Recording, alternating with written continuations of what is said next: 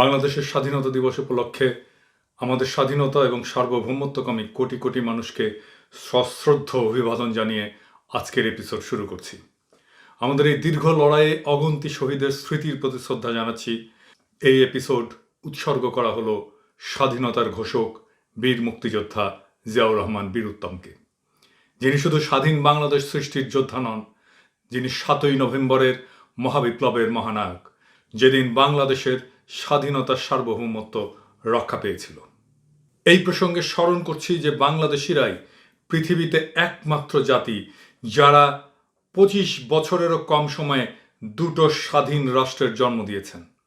আমাদের পূর্বপুরুষেরা দশকের পর দশক ব্রিটিশ সাম্রাজ্যবাদ এবং স্থানীয় জমিদার মহাজনদের বিরুদ্ধে সংগ্রাম করেছিলেন এবং তার চূড়ান্ত পরিণতিতে ভোট দিয়ে পাকিস্তান কায়েম করেছিলেন।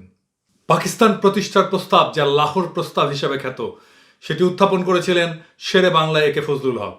এই প্রস্তাবে উল্লেখ করা হয়েছিল যে ব্রিটিশ ভারতে মুসলিম মেজরিটি পূর্বাঞ্চল এবং উত্তর পশ্চিমাঞ্চলে দুটি স্বাধীন রাষ্ট্র প্রতিষ্ঠা করা হবে। পরে এটি বদলে একটি মুসলিম প্রধান রাষ্ট্র প্রতিষ্ঠার প্রস্তাব গ্রহণ করা হয়, যার ফলশ্রুতিতে পাকিস্তানের সৃষ্টি হয়। বাঙালি মুসলমানের ভোট না পেলে এই পাকিস্তান প্রতিষ্ঠিতই হতো না। বাংলাদেশের মুসলিমরা এবং নিম্নবর্গের হিন্দুরাও পাকিস্তান আন্দোলনে ব্যাপকভাবে অংশ নিয়েছিল। প্রকৃতপক্ষে 14ই আগস্ট 1947 তারিখটি শুধুমাত্র পাকিস্তানের প্রতিষ্ঠা দিবস নয়, বরং এই দেশ থেকে সাম্রাজ্যবাদ এবং তাদের স্থানীয় এজেন্ট জমিদারদের কবল থেকে আমাদের মুক্তির দিনও বটে। এই প্রসঙ্গে শেখ মুজিবুর রহমানের স্মৃতিকথায় উল্লেখ করছি, যেখানে তিনি কিশোর বয়স থেকে পাকিস্তান আন্দোলনে তার অংশগ্রহণ করার কথা বর্ণনা করেছেন। তিনি জীবদ্দশায় দুটি রাজনৈতিক দল প্রতিষ্ঠা করেছিলেন। প্রথমটি হচ্ছে গোপালগঞ্জ মুসলিম লীগ এবং পরেরটি হচ্ছে বাকশাল। এই স্মৃতিকথায় মুজিবের একটি উক্তি আছে, তা হচ্ছে অখণ্ড ভারতে মুসলমানদের অস্তিত্ব থাকবে না। শেখ মুজিবের অন্যতম রাজনৈতিক গুরু ছিলেন আবুল মনসুর আহমেদ। তিনি আমার দেখা রাজনীতির 50 বছর বইয়ের 631 পৃষ্ঠায় উল্লেখ করেছেন, বাংলাদেশের স্বাধীনতা লাহোর প্রস্তাবের পূর্ণ প্রতিষ্ঠা ছাড়া আর কিছুই নয়।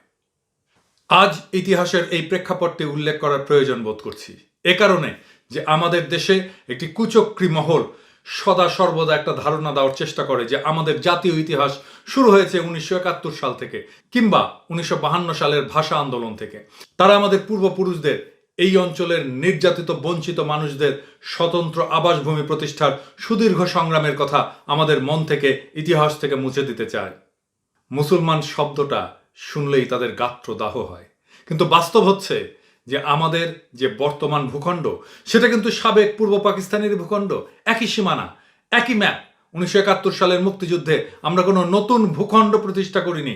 পাকিস্তান প্রতিষ্ঠার পর পশ্চিম পাকিস্তানের শাসক গোষ্ঠী আমাদের গণতান্ত্রিক অধিকার হরণ করে, অর্থনৈতিকভাবে আমাদেরকে ব্যাপকভাবে শোষণ করে এবং রাষ্ট্রকর্মে আমাদের অংশীদারিত্ব থেকে বঞ্চিত করে।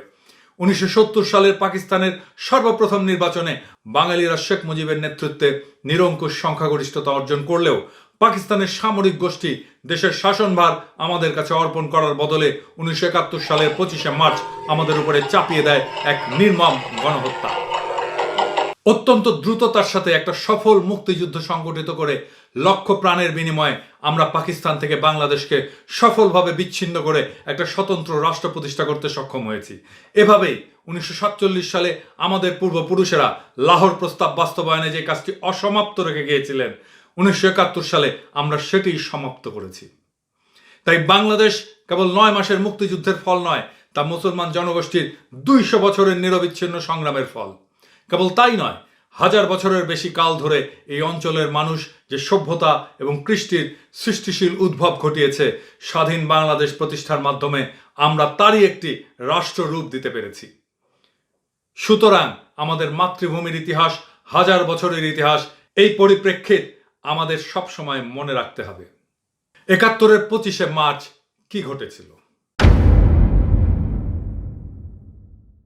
পাকিস্তানের সংবিধান এবং নির্বাচিত প্রতিনিধিদের কাছে ক্ষমতা হস্তান্তরের বিষয় আওয়ামী লীগের সাথে পাকিস্তান সরকারের আলোচনা কোনো ফলাফল ছাড়াই কার্যত 24শে মার্চ শেষ হয়ে যায়। 25শে মার্চ সন্ধ্যায় গোপনে প্রেসিডেন্ট ইয়াহিয়া করাচির উদ্দেশ্যে ঢাকা ত্যাগ করেন। তবে ঢাকা ছেড়ে যাওয়ার সময় এই ঘটনাটি প্রত্যক্ষ করেন পাকিস্তান বিমান বাহিনীর বাঙালি অফিসার একে খন্দকার, যিনি স্বাধীনতার পরে বাংলাদেশ বিমান বাহিনীর প্রধান হয়েছিলেন। তিনি সরাসরি শেখ মুজিবকে জানান, ততক্ষণে জানাজানি হয়ে গেছে যে পাকিস্তান সেনাবাহিনী ওই রাত্রেই সারা বাংলাদেশে গণহত্যা শুরু করবে। বছর দুয়েক আগে ওই দিনটিতেই ইয়াহিয়া খান আইয়ুব খানকে সরিয়ে প্রেসিডেন্টের গদি দখল করেছিল। আর এদিকে ইয়াহিয়া খানের ভেগে যাওয়ার খবর পেয়ে মুজিব কি করলেন? এই বিষয়ে আমরা তাজউদ্দিন আহমেদের কন্যা শারমিন আহমেদের কাছ থেকে জানতে পারি, যিনি আওয়ামী লীগেরও বর্তমান নেতা। তার লেখা তাজউদ্দিন আহমেদ নেতা ও পিতা বইটির 59 এবং 60 পৃষ্ঠায় তিনি লিখছেন, 25শে মার্চের ভয়াল কাল রাতে তাজউদ্দিন মুজিবের বাসভবনে গেলেন তাকে আত্মগোপনের জন্য পুরনো ঢাকার পূর্ব নির্ধারিত একটি বাড়িতে নিয়ে যাওয়ার জন্য। মুজিব উল্টো তাকে বললেন, বাড়ি গিয়ে নাকে তেল দিয়ে ঘুমাও। পরশুদিন 27শে মার্চ হরতাল ডেকেছি। এতে তাজউদ্দিন বিস্ময় এবং বেদনায় বিমূঢ় হয়ে পড়লেন। তিনি বেগম মুজিবকে সুটকেসে মুজিবের জামা কাপড় গোছাতে দেখে বুঝতে পারলেন যে মুজিব স্বেচ্ছাবন্দী হওয়ার প্রস্তুতি নিচ্ছেন। অনন্য পায় হয়ে তাজউদ্দিন তার সঙ্গে করে আনা টেপ রেকর্ডারে মুজিবের কণ্ঠে স্বাধীনতার ঘোষণা রেকর্ড করতে চাইলেন। মুজিব এতেও অস্বীকৃতি জানিয়ে বললেন, এটা আমার বিরুদ্ধে দলিল হয়ে থাকবে, এর জন্যে পাকিস্তানিরা আমাকে দেশদ্রোহের জন্য বিচার করতে পারবে। শেখ মুজিব স্বাধীনতার ঘোষণা দিতে না চাইলেও ঘটনা কিন্তু থেমে থাকে নাই।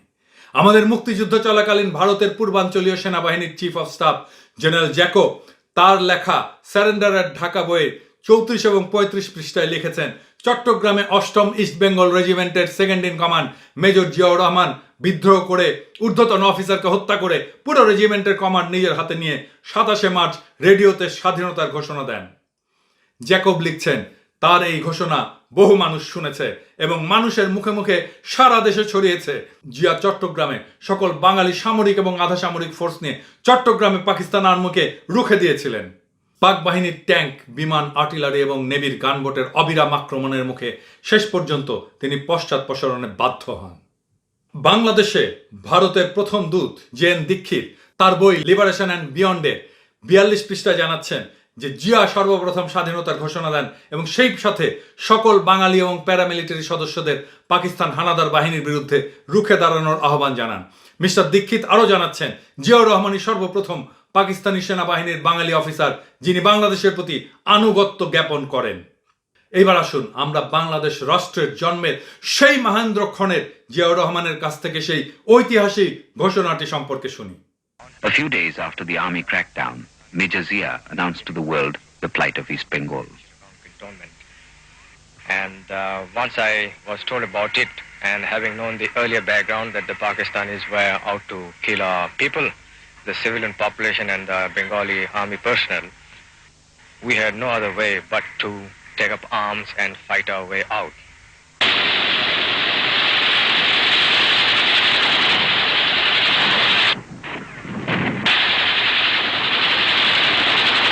We captured the radio station at Chittagong on 27, and I had to go up in the air because I found the Pakistanis were concentrating very heavily in Chittagong, and they had started bringing in the 16th Division.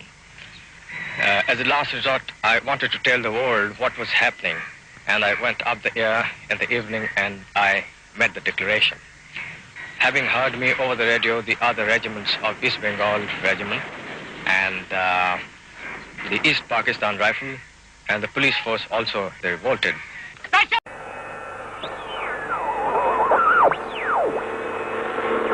On behalf of our great national leader, the Supreme Commander of Bangladesh, Sheikh Mujibur Rahman, do hereby proclaim the independence of Bangladesh.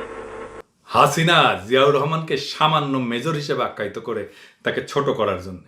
কিন্তু আপনারা কি জানেন কেবলমাত্র 2 জন president পাকিস্তানের সর্বোচ্চ সামরিক খেতাব হিলালি জুরাত লাভ করেছিলেন?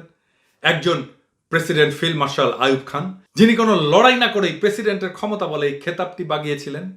আর জিয়াউর রহমান পেয়েছিলেন 1965 সালে পাক ভারত যুদ্ধে তার অসম সাহসিকতার জন্য। তিনি যে ইউনিট কমান্ড করেছিলেন সেই ইউনিট পেয়েছিল সর্বোচ্চ সংখ্যক খেতাব।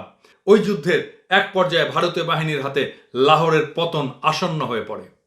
ভারতীয় সেনাবাহিনীর প্রধান আর এক বাঙালি জেনারেল জয়ন্ত চৌধুরী তখন বলেছিলেন, আমরা কিছুক্ষণের মধ্যেই লাহোরে এসে চা পান করব।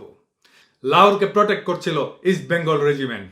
সেই সময় আর এক বাঙালি অফিসার মেজর জিয়াউর রহমানের নেতৃত্বে ইস্ট বেঙ্গল রেজিমেন্ট ভারতের অগ্রযাত্রাকে থামিয়ে দিয়েছিল। লাহোরে জেনারেল চৌধুরী রং চা খাওয়া আর হয়ে ওঠেনি। জিয়াউর রহমান সামান্য মেজরই বটে। মুক্তিযুদ্ধের একেবারে শুরু থেকে ভারত এই সংগ্রামকে কুক্ষিগত করার চেষ্টা করে। পাকিস্তানিদের সামরিক অভিযানের মুখে অপ্রস্তুত এবং অসংগঠিত আওয়ামী লীগ নেতৃবৃন্দ উপায়ন্তর না দেখে ভারতে পালিয়ে যায়। জনাব তাজউদ্দিন আহমেদ সর্বপ্রথম দিল্লিতে হাজির হন এবং ভারতীয়দের পরামর্শে একক সিদ্ধান্তে নিজেকে প্রবাসী সরকারের প্রধানমন্ত্রী হিসেবে ঘোষণা করেন। এর বিবরণ আমরা তার ঘনিষ্ঠ সহযোগী মইদুল ইসলামের রচিত মূলধারা ৭১ থেকে পাই। বইটার ১১ পৃষ্ঠায় তিনি জানাচ্ছেন, পাকিস্তানি হানাদার বাহিনীর অপারেশনের মুখে ভারতে আশ্রয় নেওয়ার পর ৩রা এপ্রিল তার সাথে ভারতীয় প্রধানমন্ত্রী ইন্দিরা গান্ধীর বৈঠকের ব্যবস্থা করা হয়। ওই বৈঠকের আগের দিন দিল্লিতে মিসেস গান্ধীর এক ঊর্ধ্বতন পরামর্শদাতা তাজউদ্দিনের সাথে আলোচনাকালে জানতে চান আওয়ামী লীগ ইতিমধ্যে কোনো সরকার গঠন করেছে কিনা। এতে তাজউদ্দিনের মনে ধারণা জন্মায় যে একটা সরকার গঠিত হয়েছে জানতে পারলে বাংলাদেশের সংগ্রামকে সাহায্য করার জন্য ভারতীয় পার্লামেন্ট ৩১শে মার্চ যে প্রস্তাব গ্রহণ করেছিল তা একটি নির্দিষ্ট এবং কার্যকর রূপ লাভ করতে পারে। এই বিবেচনায় তাজউদ্দিন ইন্দিরা গান্ধীর কাছে নিজেকে বাংলাদেশের প্রধানমন্ত্রী হিসেবে উপস্থিত করেছিল, যা ছিল একটা মারাত্মক ভুল। মুক্তিযুদ্ধকালে তাজউদ্দিন আহমেদের বিরাট ভূমিকা স্বীকার করেও বলতে হয় যে তার প্রধানমন্ত্রী হওয়াটা ছিল অগণতান্ত্রিকভাবে এবং দুঃখজনকভাবে বাংলাদেশের জন্মলগ্নে ভারতের প্ররোচনাতেই এই ঘটনাটা ঘটেছিল। নিজেকে প্রধানমন্ত্রী হিসেবে ঘোষণা দেওয়ার সময় তার জানাও ছিল না যে আওয়ামী লীগের অন্যান্য নেতারা কোথায় কিভাবে আছেন এবং আদৌ আওয়ামী লীগের অন্যান্য নেতারা তাকে প্রধানমন্ত্রী হিসাবে মেনে নিতে রাজি আছেন কিনা। ৮ই এপ্রিল কলকাতায় তার সঙ্গে কামরুজ্জামানের সাক্ষাৎ হয়, যেখানে আওয়ামী লীগ এবং যুবলীগের কিছু নেতা উপস্থিত ছিলেন। তারা সঠিকভাবেই তাজউদ্দিনের প্রধানমন্ত্রিত্ব গ্রহণের বৈধতা নিয়ে বিতর্ক তোলেন। ৯ এপ্রিল তাজউদ্দিন ভারত সরকারের দেওয়া একটা ডাকোটা বিমানে চড়ে আওয়ামী লীগের অন্যান্য শীর্ষ নেতাদের খুঁজতে বের হন। আওয়ামী লীগের ৩জন শীর্ষ নেতা যারা প্রবাসী মন্ত্রিসভায় স্থান পেয়েছিলেন, খন্দকার মোস্তাক আহমেদ, AHM কামরুজ্জামান এবং মনসুর আলী, এদের কেউই তাজউদ্দিনকে প্রধানমন্ত্রী হিসেবে মেনে নিতে পারেননি। শেখ ফজলুল হক মনি সে তো নিজেই প্রবাসী মন্ত্রিসভা গঠনের বিরোধিতা করে। মুক্তিযুদ্ধের পুরোটা সময় আওয়ামী লীগের বিভিন্ন নেতার একটা বড় তৎপরতা ছিল যে কোনো উপায়ে তাজউদ্দিনকে প্রধানমন্ত্রীর গদি থেকে নামিয়ে দেওয়া। মইদুল ইসলামের বইয়ে সমস্ত কিছুর বর্ণনা আছে খুব পুঙ্খানুপুঙ্খভাবে। দলের ভেতরে তাজউদ্দিন আহমেদের অবস্থা যেহেতু নড়বড়ে, সেই জন্যে প্রধানমন্ত্রী হিসেবে টিকে থাকার জন্য তাজউদ্দিন ভারত সরকারের উপরে নির্ভরশীল হয়ে পড়ে। এই সুযোগে ভারত প্রবাসী সরকারের উপরে গোপন একটি অসম চুক্তি চাপিয়ে দিতে সক্ষম হয়। আমরা প্রখ্যাত কূটনীতিবিদ এবং মুক্তিযুদ্ধ চলাকালীন দিল্লিতে বাংলাদেশের প্রতিনিধি মরহুম হুমায়ুন রশিদ চৌধুরীর জবানিতে শুনেছি যে ওই চুক্তি স্বাক্ষরের পরপরই প্রবাসী সরকারের অস্থায়ী রাষ্ট্রপতি সৈয়দ নজরুল ইসলাম জ্ঞান হারিয়ে ফেলেন। চুক্তিটা এতই আত্মঘাতী ছিল। এই গোপন চুক্তির বলে স্বাধীনতা পরবর্তীতে ভারত তাদের সৈন্যদলকে বাংলাদেশে রেখে দিতে চেয়েছিল। আমরা মুরব্বীদের কাছে শুনেছি 1972 সালের জানুয়ারিতে মুজিব পাকিস্তানের কারাগার থেকে মুক্ত হয়ে বাংলাদেশে আসার পথে যখন লন্ডনে যাত্রা বিরতি করেন, তখন 8ই জানুয়ারি তৎকালীন ব্রিটিশ প্রধানমন্ত্রী এডওয়ার্ড হিথের সাথে তার সাক্ষাৎ হয়। সেই বৈঠকে হিথ তাকে পরামর্শ দেন যে বাংলাদেশ থেকে ভারতীয় সৈন্য প্রত্যাহারের ব্যবস্থা নিতে। এমনকি তিনি একটি রাজকীয় ব্রিটিশ বিমান বাহিনীর একটা বিমানের ব্যবস্থা করেন মুজিবকে দেশে নিয়ে যাওয়ার জন্য। বাংলাদেশ থেকে ভারতীয় সৈন্য ফিরিয়ে নেওয়ার মূল কৃতিত্ব শেখ মুজিবকে দিতেই হয়। ভারত আজ যেভাবে আমাদের দেশের টুটি চেপে ধরেছে, দেশে একটি বিনা ভোটের সরকার চাপিয়ে দিয়েছে, রাজনীতি, প্রশাসন, বিচার বিভাগ, ব্যবসা বাণিজ্য, মিডিয়া ইত্যাদি সকল ক্ষেত্রকে প্রায় তার করাল গ্রাসে নিয়ে ফেলেছে। আমাদের ভূমিকে, বন্দরকে, নদীকে প্রায় বিনা পয়সায় ট্রানজিটের জন্য ব্যবহার করছে। আমাদের দেশের আভ্যন্তরীণ রাজনীতিতে নগ্নভাবে হস্তক্ষেপ করছে, ঠিক করে দিচ্ছে আমাদের দেশে কে সরকার গঠন করবে এবং এভাবে আমাদের স্বাধীনতা এবং সার্বভৌমত্বকে পদদলিত করছে। এসবের সূত্রপাত কিন্তু আমাদের সেই মহান মুক্তিযুদ্ধের সূচনা লগ্ন থেকেই। আজ স্বাধীনতার অর্ধ শতাব্দী পরেও আমরা এমন একটি অবস্থায় পড়েছি যে ভারতের এই প্রবল আগ্রাসন রুখে না দিলে আমাদের পরিণতি হয়তো সিকিমের মতোই হবে। আমরা সম্ভবত ইতিমধ্যেই সিকিমের কাছাকাছি পৌঁছে গেছি। কি হয়েছিল সিকিমে? বাংলাদেশের মুক্তিযুদ্ধ যখন চলছিল, সেই 1971 সালে ভারত সিদ্ধান্ত নেয় সিকিম দখলের। সে অপকর্মের দায়িত্ব দেওয়া হয় ভারতীয় গোয়েন্দা সংস্থা রকে। তারা এই লক্ষ্য অর্জনে নিয়োজিত করে সিকিম ন্যাশনাল কংগ্রেসের নেতা লেন্দুপ দর্জিকে। 1974 সালে সিকিমে একটা নির্বাচন অনুষ্ঠিত হয়, যাতে লেন্দুপ দর্জির দল 32টি আসনের মধ্যে 31টাই দখল করে, একেবারে বাংলাদেশের 7ই জানুয়ারি ভারতের প্রযোজিত নির্বাচনী প্রহসনের মতো। রাজতন্ত্র বাতিলের উদ্দেশ্যে একটা গণভোট অনুষ্ঠিত করা হয় 1975 সালে। এই পুরো গণভোট ছিল ভুয়া। এতে দেখানো হয় যে অবিশ্বাস্যভাবে 95% সিকিমবাসী রাজতন্ত্র বাতিলের পক্ষে রায় দিয়েছে। অতি দ্রুততার সাথে লেন্দুপ দর্জি তা পার্লামেন্টে অনুমোদন করিয়ে দেয়, ফলে একটি সার্বভৌম স্বাধীন দেশ হিসেবে সিকিমের অস্তিত্ব বিলুপ্ত হয়। সিকিম মিশে যায় ভারতের মাঝে। আপনারা জানেন, ভারতে বিজেপি অখণ্ড ভারতের ধোঁয়া তুলেছে। এই অখণ্ড ভারতের টার্গেট কিন্তু বাংলাদেশ। তারা পার্লামেন্টে যে ম্যাপ দিয়েছে অখণ্ড ভারতে, তার মধ্যে বাংলাদেশও আছে। পাকিস্তানের হাতে পারমাণবিক বোমা আছে, সুতরাং ভারত কোনো অবস্থাতেই পাকিস্তান দখল করতে পারবে না। বাকি রইল বাংলাদেশ। 1971 সালে ভারত বাংলাদেশকে নিয়ে যে পরিকল্পনা নিয়েছিল, তা গত 7ই জানুয়ারির নির্বাচনের মাধ্যমে একটা বিশেষ পর্যায়ে উন্নীত হয়েছে। এখন ভারত বাংলাদেশে প্রতিষ্ঠিত করতে পেরেছে লেন্দুপ দর্জির মতো একটি সরকার এবং অনুরূপ একটি পার্লামেন্ট, যেখানে 2-1টি ব্যতিক্রম বাদে সকলেই ভারতীয় ক্যান্ডিডেট। এই সংসদ দিয়ে ভারত যে কোনো উদ্দেশ্য হাসিল করার সক্ষমতা লাভ করেছে, ঠিক যেইভাবে লেন্দুপ দর্জিকে দিয়ে সিকিমের পার্লামেন্টে সে তার সক্ষমতা লাভ করেছিল। বাংলাদেশের সাবেক পররাষ্ট্র সচিব তৌহিদ হোসেন কিছুদিন আগে বলেছিলেন যে দেশের সকল প্রধান প্রধান নিয়োগই ভারতের পরামর্শে হচ্ছে। মুরব্বীদের কাছে থেকে শুনেছি 1971 সালের 16ই ডিসেম্বর বিজয় দিবসের কাছাকাছি সময় ভারত সরকারের বিভিন্ন ভারতীয় কর্মকর্তা বাংলাদেশের জেলা এবং জাতীয় পর্যায়ে নিয়োগের সিদ্ধান্ত নিয়েছিল। তারা বাংলাদেশে চলেও আসে, রাষ্ট্রীয় দায়িত্ব নেয় ভারতীয় কর্মকর্তারা। প্রবল জনরোষের কারণে ভারত তা বাস্তবায়ন করতে পারেনি, ফাইনাল তাদেরকে ফিরে যেতে হয়েছিল। আজ ভারত সেই কাজটি করতে সক্ষম হয়েছে, ভারতীয় কর্মকর্তাদের পোস্টিং দিয়ে নয়, বরঞ্চ বাংলাদেশে তাদের পাঁচাটা দালালদের বিভিন্ন গুরুত্বপূর্ণ পদে পদায়ন করে। এই মুহূর্তে খুনি হাসিনা বাংলাদেশের নামমাত্র প্রধানমন্ত্রী। যারা বলে হাসিনাকে আগে হটাতে হবে, তারা জানেই না হাসিনার আদতে কোনো ক্ষমতা নাই। বাংলাদেশ রাষ্ট্র হাসিনা চালায় না, চালায় ভারত। বাংলাদেশের নিযুক্ত ভারতীয় রাষ্ট্রদূত এখন অঘোষিত ভারতের ভাইসরয়, প্রকৃত শাসক। এই হাই কমিশনারের মাধ্যমে ভারত এখন বাংলাদেশকে পরিচালনা করছে। কিছুদিন আগে ঢাকা বিশ্ববিদ্যালয়ের একটি অনুষ্ঠানে ভারতের জাতীয় সঙ্গীত পরিবেশনের মাধ্যমে তার এক ধরনের করোনেশন বা অভিষেক হয়ে গেছে। আমাদের পরম দুর্ভাগ্য, প্রকাশ্যে অনুষ্ঠানে ভারতের জাতীয় সঙ্গীত গাইলেন এদেশের তথাকথিত স্বরাষ্ট্রমন্ত্রী, আর্মির এক জেনারেল, ঢাকা বিশ্ববিদ্যালয়ের উপাচার্য, এই রকম লোকেরা।